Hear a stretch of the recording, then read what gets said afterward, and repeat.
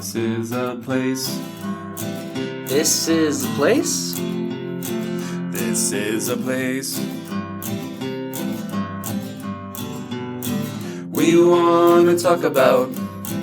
This is a place.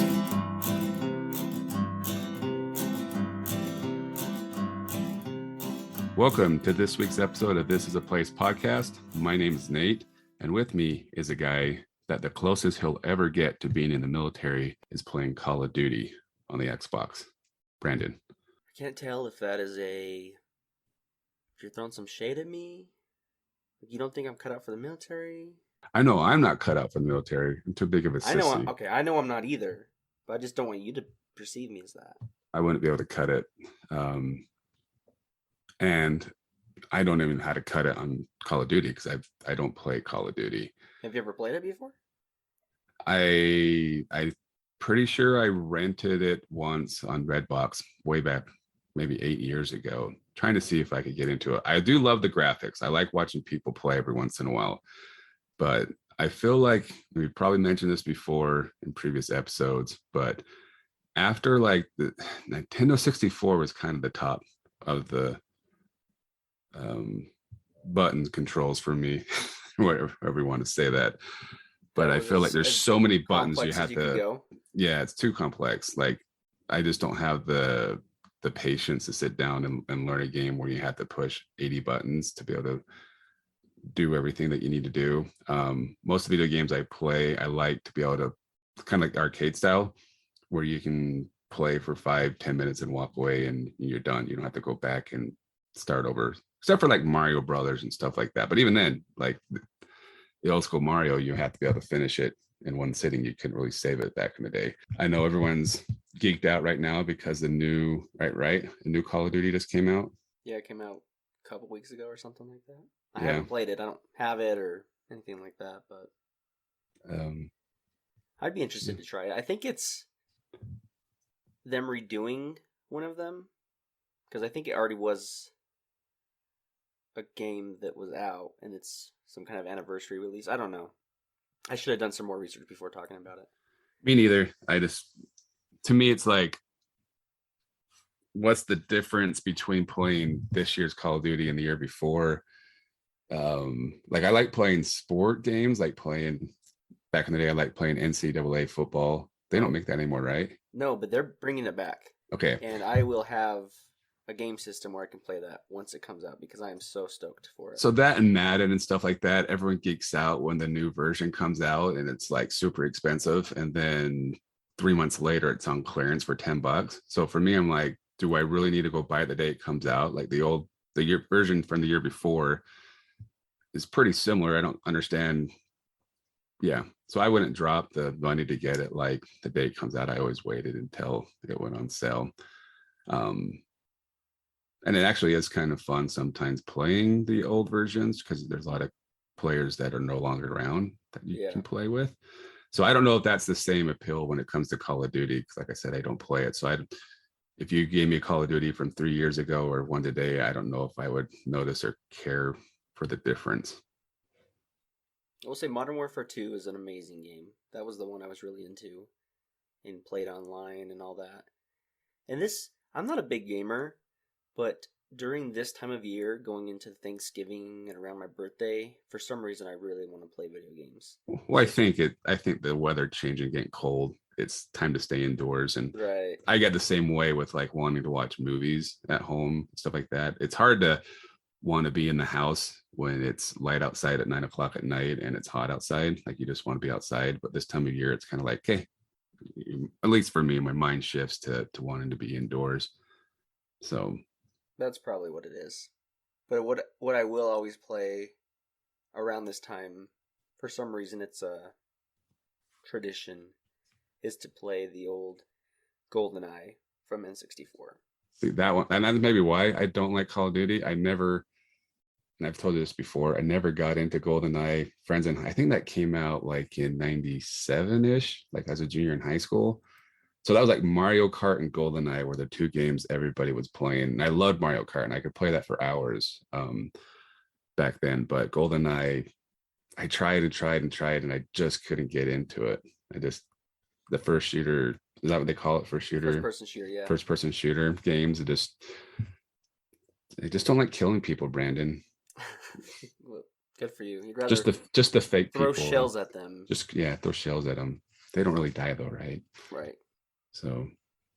Well, I'd be interested to know, maybe we should have asked our guest this, but what a person in the military's take is on a game like that. Because I could see it going one of two ways.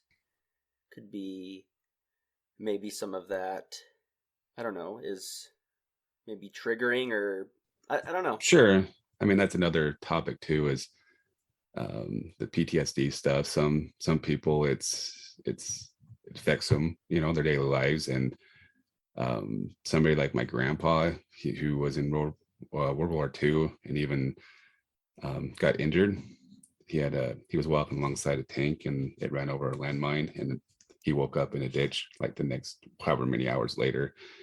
Wow. Basically partially deaf from it and all that stuff. But I remember Saving Private Ryan came out back in the late 90s, and a lot of people were having a hard time watching it, but he's like, I don't care. And it was kind of fun because I was with my friend, asked him about it when he's at our house one day, and he's like, I don't care to talk about it, and he just sat there for like 2 hours just telling us war stories. It's super fun to hear stories from the military.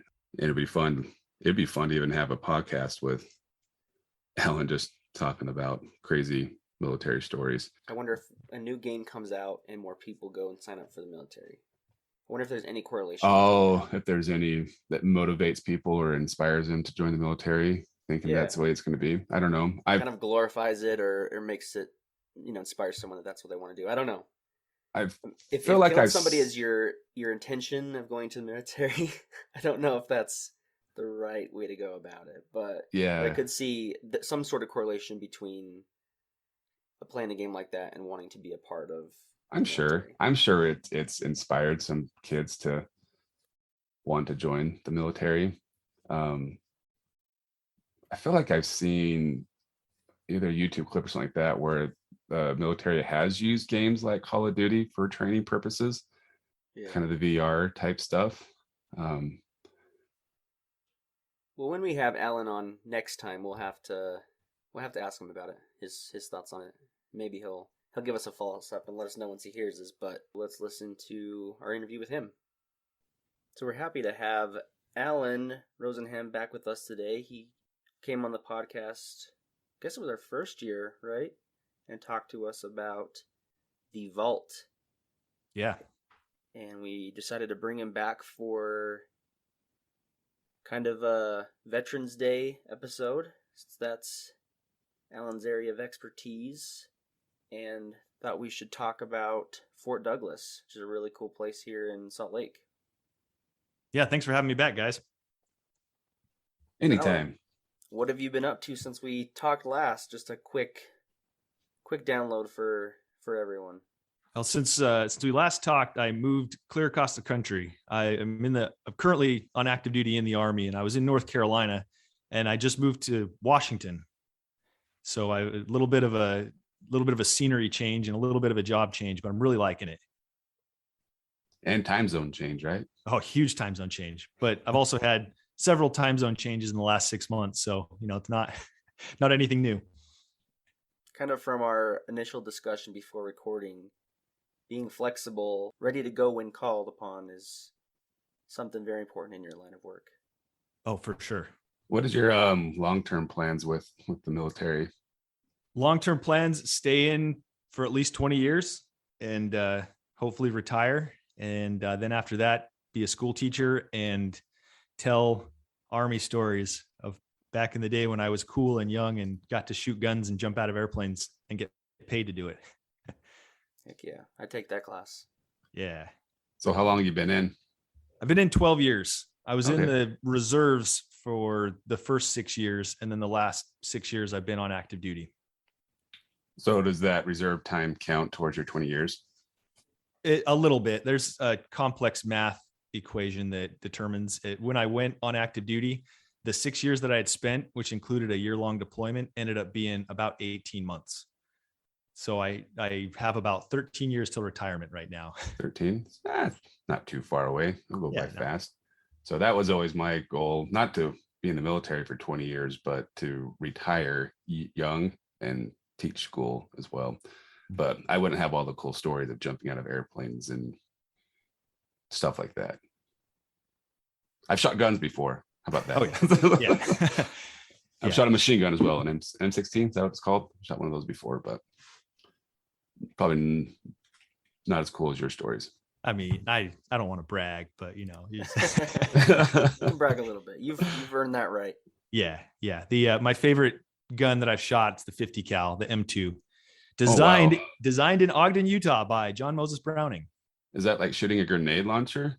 It's a little smaller than a grenade launcher, but it's that's huge.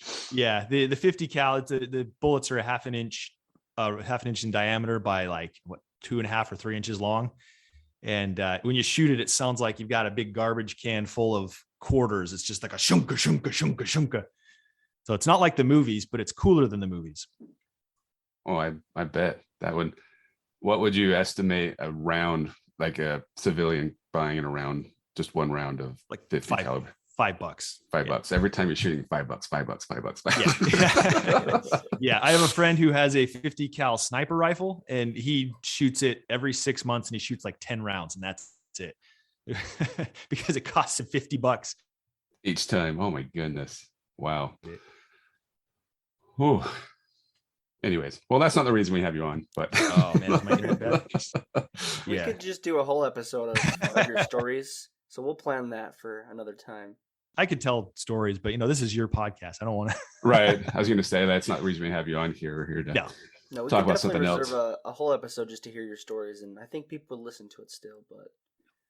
But we did invite you to come talk to us about Fort Douglas, and tell us your connection with that and what interests you so much about that place. All right. So being in the Army wasn't an accident. It's something I wanted to do since I was about 6 years old. And growing up in the Salt Lake Valley, I lived in Midvale till I was 10, then moved out to Kearns.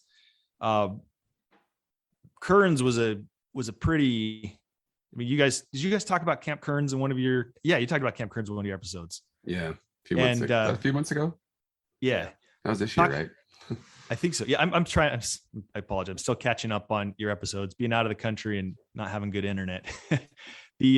So growing up in Camp Kearns and finding out about the history of Camp Kearns intrigued me from when I was 10 years old.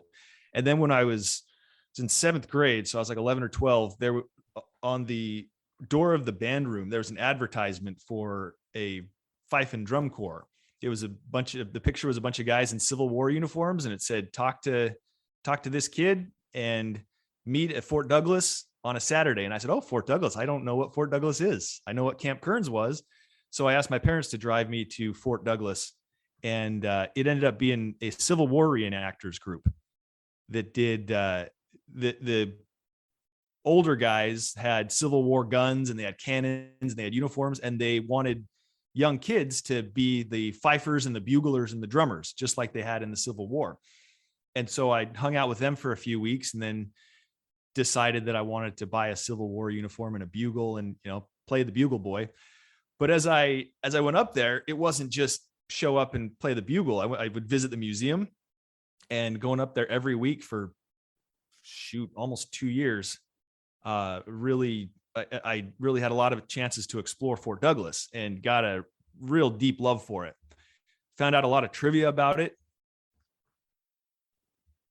Found out a lot of the historical nuggets, like the cemetery, what Fort Douglas did during World War II, and what happened after World War II when the Army started closing down bases.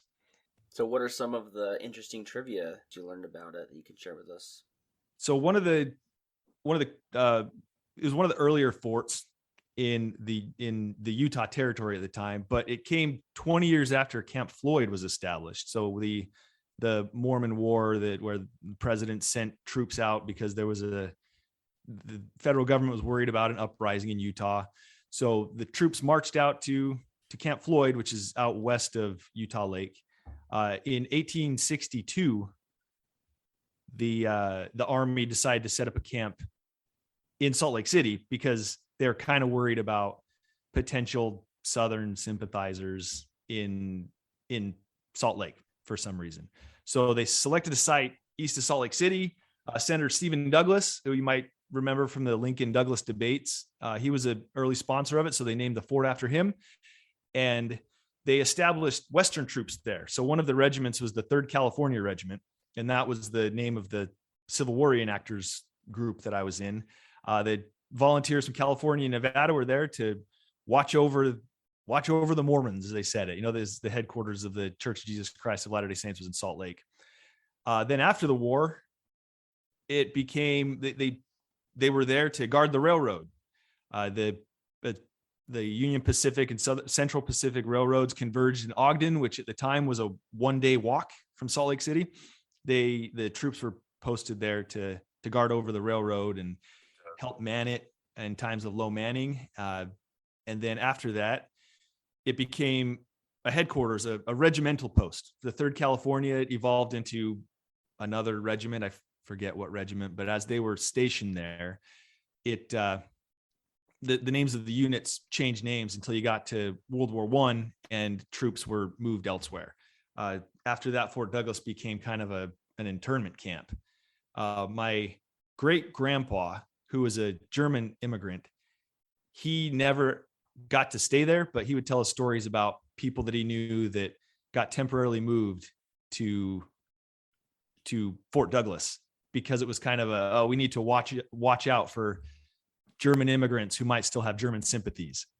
So it was convenient to have them there where there were Army troops, but it wasn't like the World War II internment camps like Topaz, like we built for the Japanese citizens. Right, more just a watching place.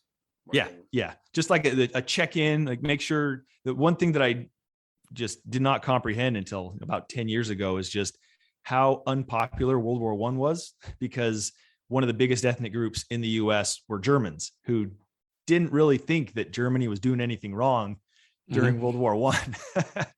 So once the US got into World War I, they wanted to make sure that this sympathy for Germany didn't turn into animosity against the United States. That makes sense.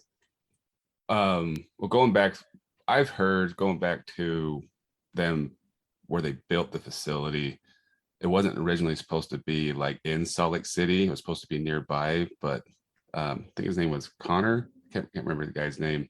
Just like, nope. Colonel Patrick Connor. Yep. Yeah. He's just like, nope, we're going right here, and basically became what's the word when someone stays in your house and not supposed to be there? Like a squatter. Squatted. Yeah. Basically squatted and took over that part of the valley, right? Yeah. Yep. And what Patrick Connor wanted, there were two things that he wanted. He wanted to have a shooting range right there at the post. And so they would use, pretty sure Red Butte Canyon up there. They would use that as their shooting range and they would shoot artillery up there. And then he wanted a parade ground that looked right at the Salt Lake Temple. And he put a big, huge, like 30-pound cannon pointed right at the Salt Lake Temple. It didn't have the range that it would have been able to hit downtown Salt Lake, but it was entirely a symbolic, we're watching you kind of thing. Yeah. So if you go up there and you look at the parade ground up at President's, I think it's called President's Circle still. It's now all University of Utah housing, but there's a parade field that's now a soccer field, ultimate Frisbee field. And you can look, you'd have to look through some buildings, but you can see how it's oriented right towards Temple Square. And just imagine a giant cannon sitting there at the end of that parade ground. And that is 1862 Fort Douglas. Sounds kind of cool. They should bring that cannon back. It might be in the museum now. So probably take a look at it. Yeah, for full transparency, Nate and I have not yet visited. We really need to make a trip, but I think it's opened again, but it was closed for quite a while, at least the museum during the pandemic, and for, I think even in the last year. Still was closed. But as far as like military use, it was operating right until early 90s. Am I? Yeah, mistaken? it actually it's still operating. So the National Guard was in charge of it. There was the 96th Infantry Division, which was a World War I division that got turned into a support command, meaning they would only deploy administrators, people who did paperwork, mailmen, stuff like that. So it went from an active duty post to a National Guard post to now there's Army Reserve Station there. My old unit that was down in Pleasant Grove is now up there in the bigger buildings that are just to the southeast of the museum. So it's not an active fort. Nobody lives in the barracks there anymore. It's where part-timers can come and they do their weekend drills, the 1 week a month, 2 weeks a year that you used to hear in the commercials. But it's all support. They had like 50 acres or something. The buildings are all from the 1915 to 1920 era. It's one of the most beautiful places I've ever been on a military base. We had family pictures taken there one year. Yeah, it's really quiet because there's like 30 active reserve troops there during the week. So you can go up there and not see anybody for weeks at a time. And then when they have their weekend drill, it'll be full of people.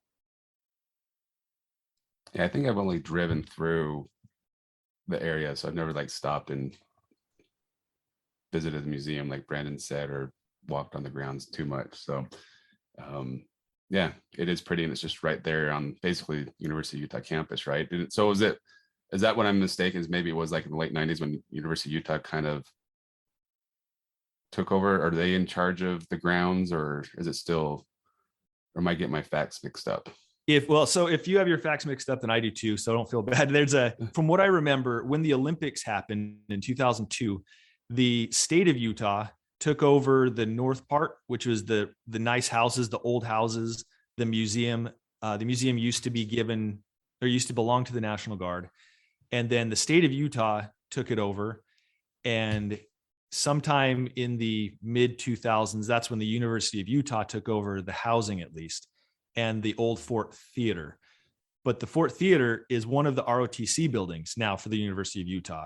So I don't know the exact relationship there. It's partially owned by the Army, partially owned by the University of Utah.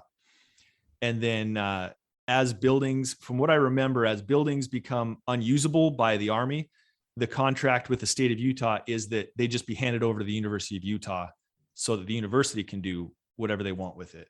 And since it's a state school, the relationship between the Utah National Guard and the University of Utah doesn't seem to be a complex one. But yeah, I haven't dealt with that level of contracting yet in my career. I think that makes more sense. Yeah, that it's not like they just kind of handed some of the responsibilities over to University of Utah and the state of Utah. That makes sense. Yeah, I just opened up the Wikipedia page, and there have been some attempts to relocate the center, the Armed Forces Reserve Center. A law requires the property to be given to the University of Utah without charge once the military declares it surplus. Yeah, so that makes sense. That tracks. Yeah, you were mentioning the cemetery, so I guess I'm mistaken. I thought that the cemetery was closer to the Salt Lake Cemetery. Is there a portion over there, or is there just the one Fort Douglas Cemetery? The Fort Douglas Post Cemetery is on the east side, like the southeast side of the post. Yeah. And it's a Civil War relic. It was first built. Well, shoot, now I'm reading straight off the Wikipedia page. Yeah. It was first built in 1862 because, the Army was a terrible place to be in and guys died of exposure and stuff. And then in 1864, soldiers erected a monument dedicated to the memory of the soldiers killed during the Bear River Massacre.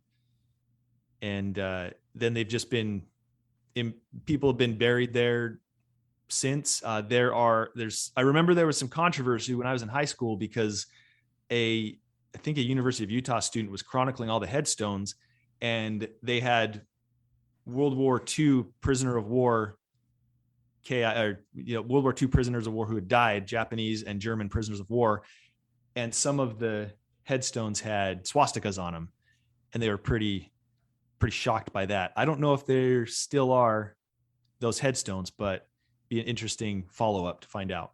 Yeah, I'd heard that and wondered if we went and visited, if we could still find them. The last time I was there for a tour, they talked about the headstones. Well, isn't there a company that does a ghost tour of Fort Douglas? That's what I was there for, was a ghost tour.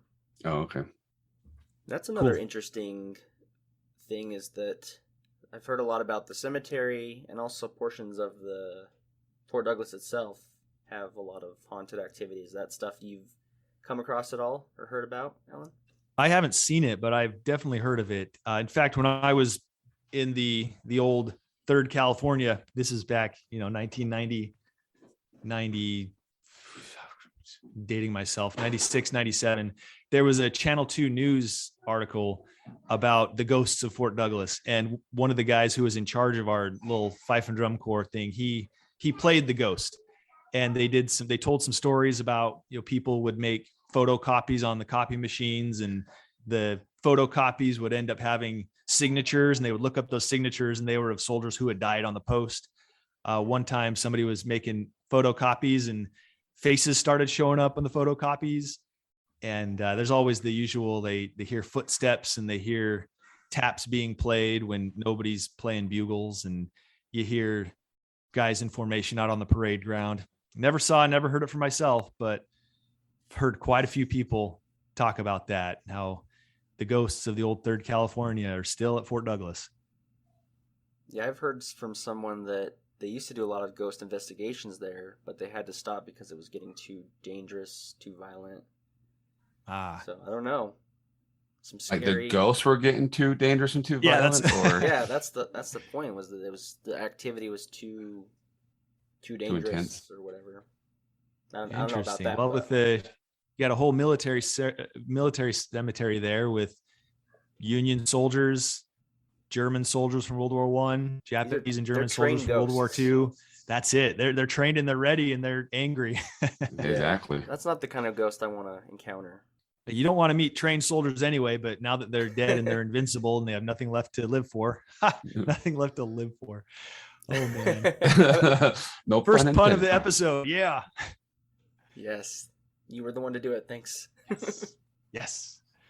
The museum is so shifting gears a little bit. Now they're talking about like stuff that's walking around. When I would go to the museum, I'd go to the museum weekly for a while. And even after I stopped being in the Civil War group, I would ride my bike from Kearns up to the museum just for fun, just to see the museum.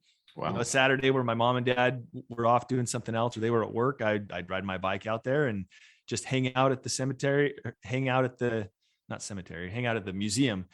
And to watch the museum over the last 25, almost 30 years go from a little one-room museum to they expanded it to put a Navy exhibit in, probably 1996, 97, 2000. They have artifacts from the USS Utah, which is one of the only 2 ships sunk at Pearl Harbor that have not been raised. The USS Utah and the USS Arizona, they never raised and refloated. All the other ones they put back into service and they were able to fight in World War II.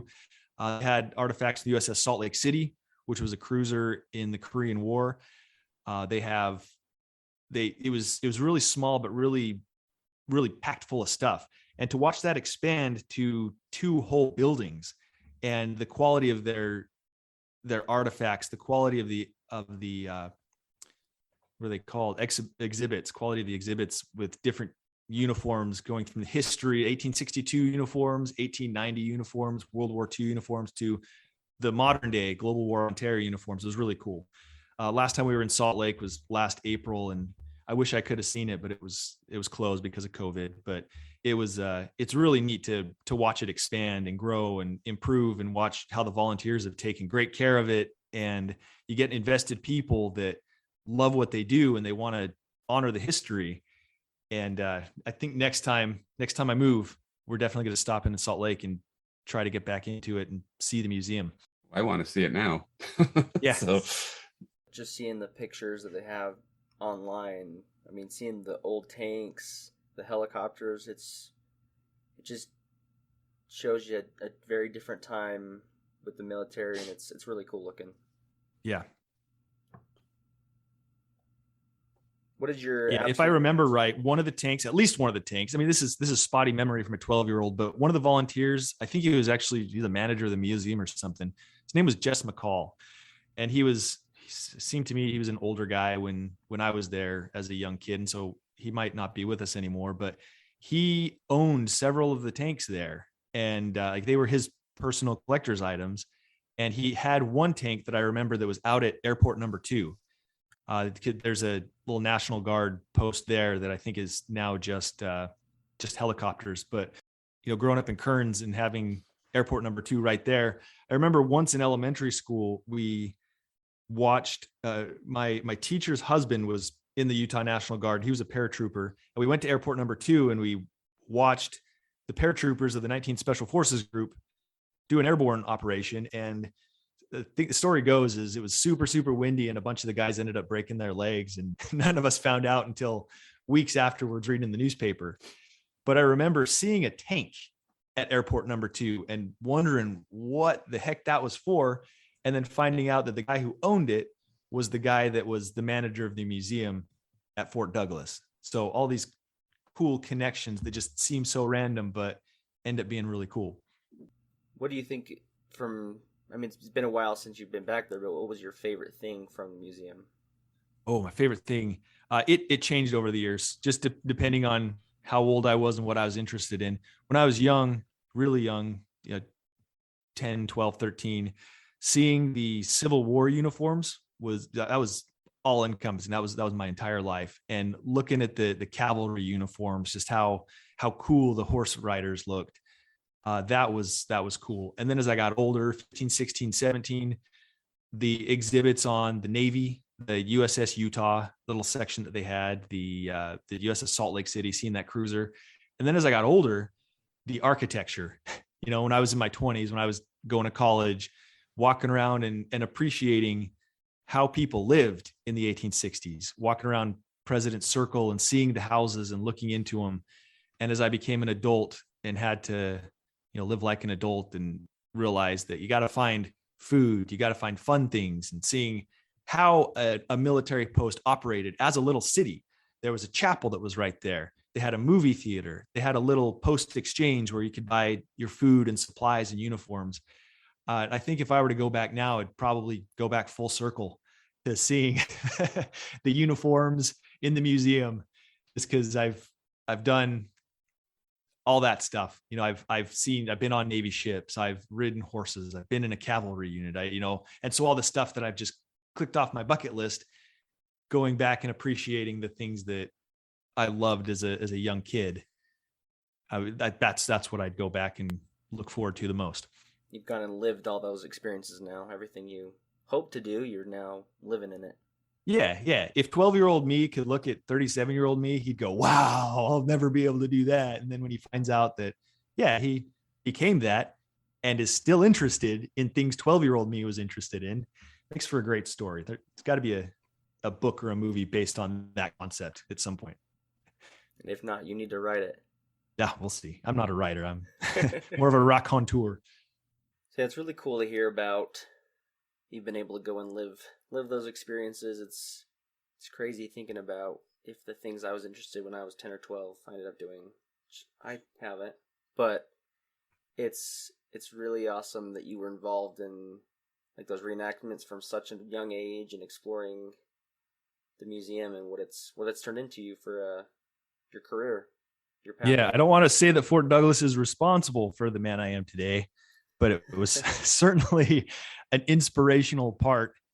And yeah, like you said, 10-year-old me is interested in the things that 37-year-old me is interested in. And, any chance that I'd have to go back to Fort Douglas, if work let me, I'd go back in a heartbeat and just enjoy my time there.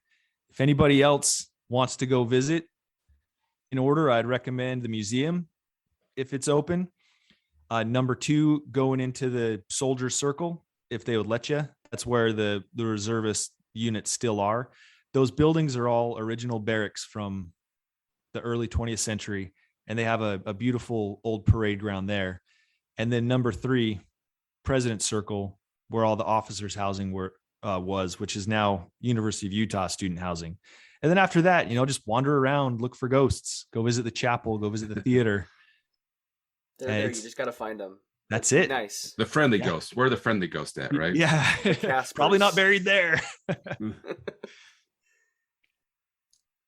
Well, I think it would be really great. I mean, I know you have a busy schedule, but if you ever make it back out to visit, give us a shout. We'll go take a look at it with you. Oh, definitely. Yeah, I'll give you a tour. If you've already gone, if you've done a ghost tour, I couldn't give you a ghost tour, so you're already there. But I'd love to show you around and talk more about all the stuff that little 10 to 15-year-old me was nerding out about back in the day. And see all the new things too, right? Exactly. Yeah. Seeing how the museum is twice as big as it was, which means twice as good, right?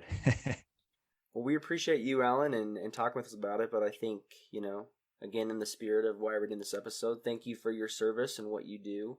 It's a very selfless act. Maybe for you, it doesn't feel that way because it was something that you've always loved, right? But for all of us that, benefit from those out protecting us and our country, just want to say thank you. Oh, thank you guys. And thank you again for having me on. It's always a pleasure to talk with you guys.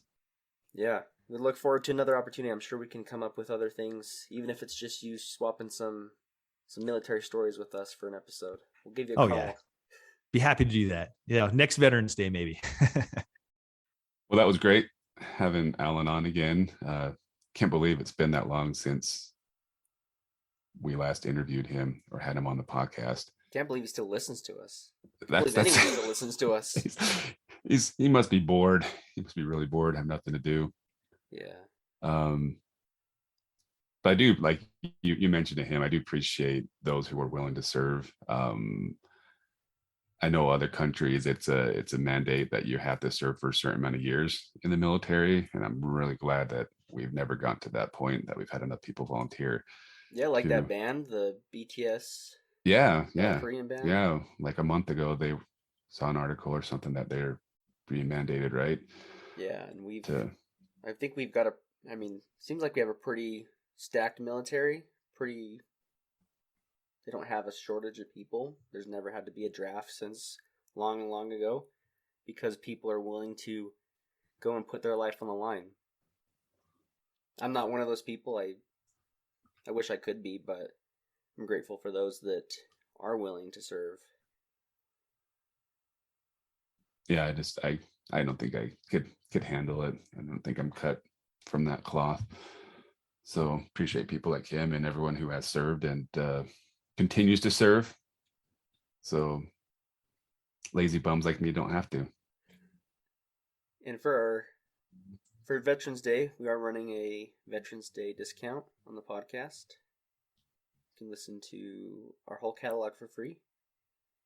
So please share with all your veteran friends that they can hear the podcast at no cost. Yeah, and if you're a veteran and you see us in person, we may give you a sticker if we have one on us. Yeah, we'll give you a free sticker. We should send a sticker out to Alan if he wants one. Yeah, and they should slap it on the side of one of their tanks when they're out in duty. There you go.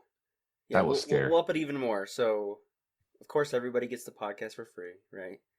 But if you're a veteran and you want a sticker, we'll give you a free sticker. There you go. Yeah, talking to Alan made me really interested in going and visiting Fort Douglas. It's kind of fun to know the history of how it came to be and how it's developed over the years. But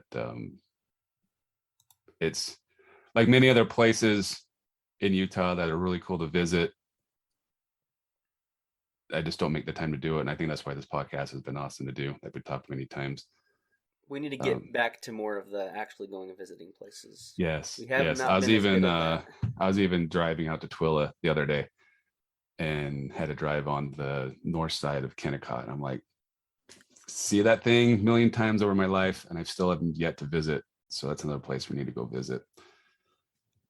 Yeah, we need to do an episode there for sure. There's so many cool places to visit in Utah. We just kind of take that for granted since we live here. We'll get back to visiting places for sure.